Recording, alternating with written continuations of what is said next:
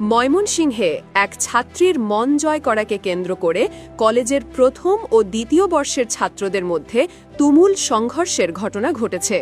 ধাওয়া পাল্টা ধাওয়া, বহিরাগতদের হামলা এবং ভাঙচুরের মতো তুলকালাম কাণ্ডে উত্তাল হয়ে ওঠে পুরো কলেজ ক্যাম্পাস।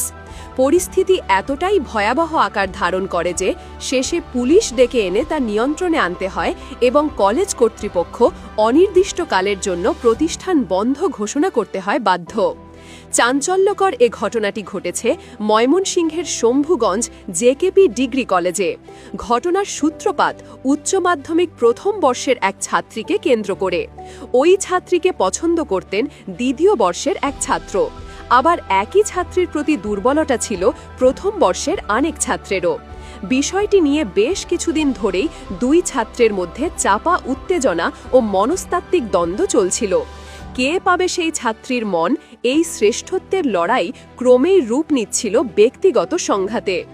সহপাঠী ও প্রত্যক্ষদর্শীদের মতে দ্বিতীয় বর্ষের ছাত্রটি ক্ষমতার দাপট দেখিয়ে প্রথম বর্ষের ছাত্রটিকে বেশ কয়েকবার সতর্ক করে দিয়েছিলেন যেন সে ওই ছাত্রীর কাছ থেকে দূরে থাকে।